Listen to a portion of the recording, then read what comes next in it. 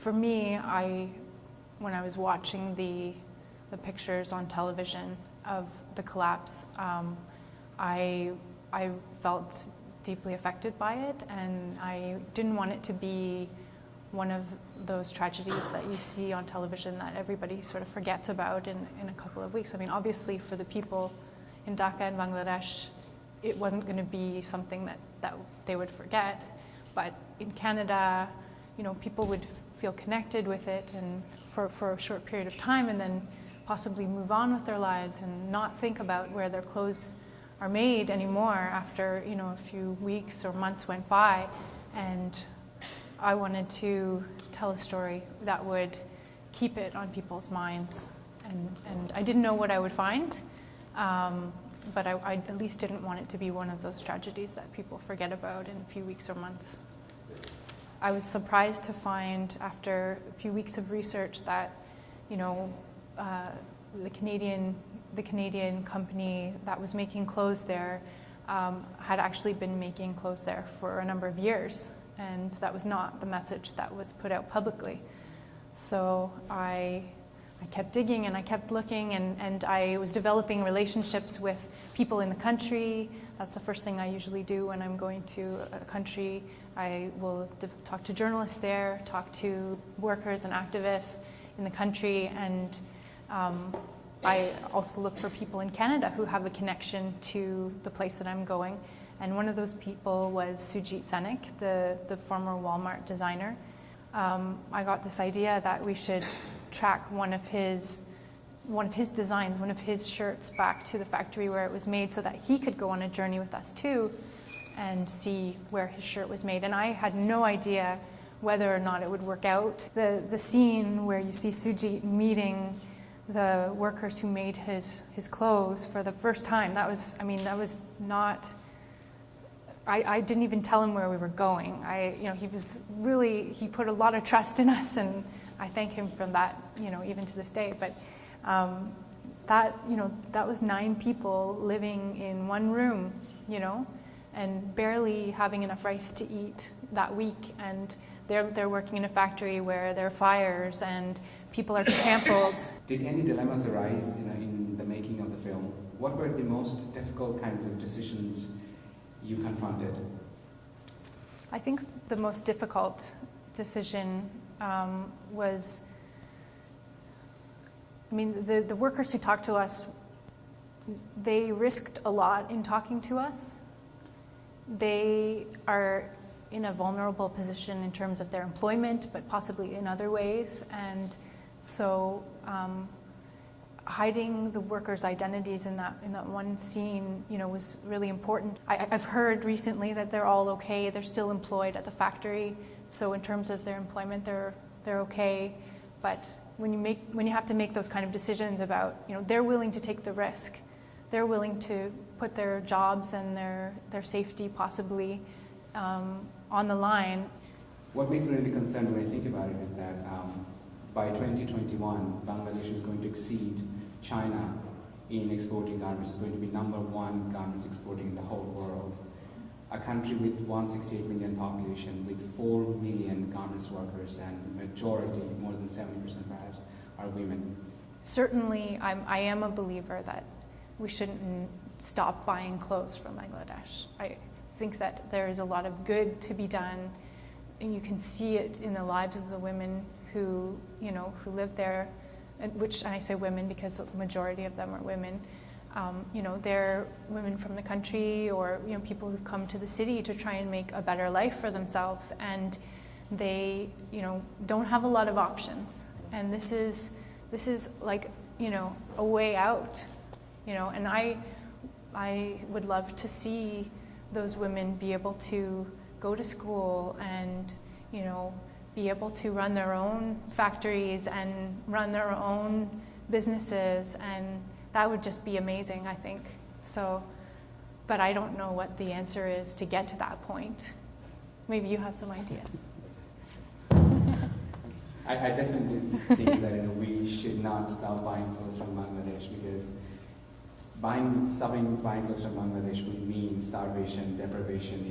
Yes, they're not given fair wages; they should be given, But I think right now in Bangladesh, the internet penetration is highest in the history because of cheap garments factories. There are over 5,000 big garments factories.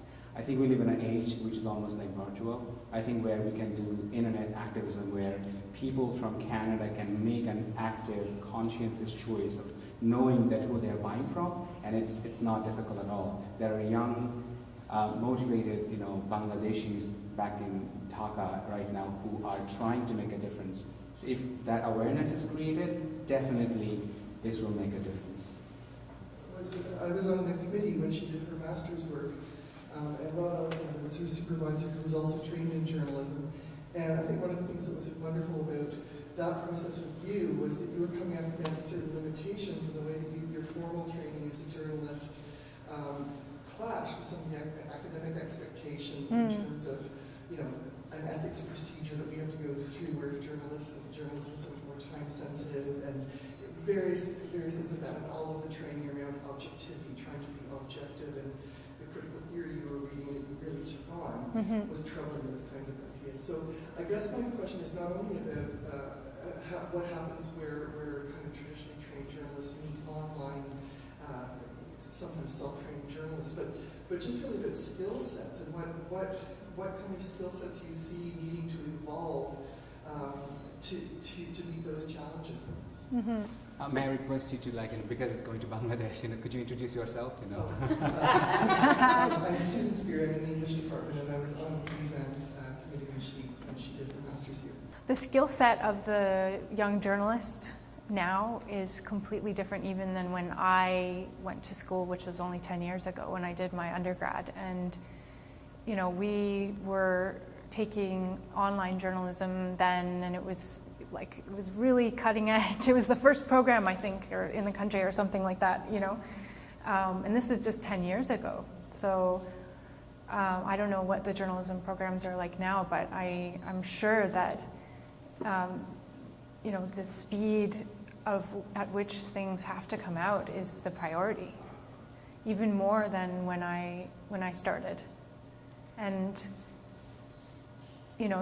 it's part of the reason why I actually decided to work for the Fifth Estate, because I wanted to work on things that took more time, that were longer, that involved research, and there is quite a rigorous process. Maybe that's where I learned to like that process, but there's quite a rigorous process with many vets and many legal vets, and in terms of ethics, that process is quite long at the Fifth Estate. So it's interesting that I ended up in a place like that. Just the fact that this documentary went on winning an Emmy Award, it means that it matters to people.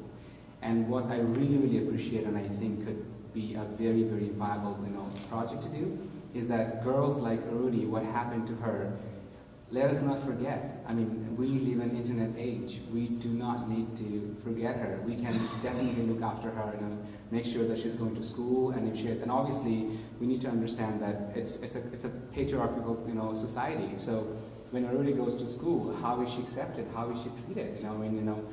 Is she called cripple? I mean, is her mental health taken care of? We don't have facilities where the mental health issues are recognized and are understood or addressed. So distance distance is no longer a matter. We can talk to them. We can get on Skype. We can see what's happening. Online schooling is a revolutionary schooling system now.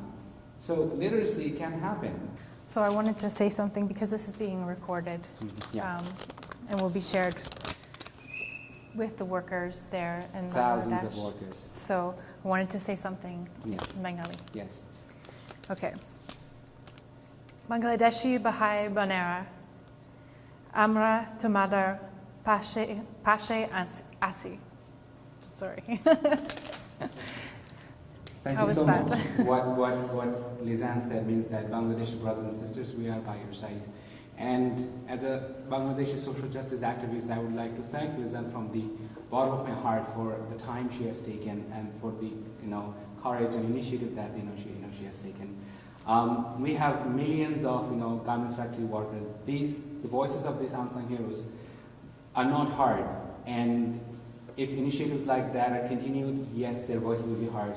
And Lysanne, thank you so much for taking that initiative. We are really, really proud of you. Thank you very much.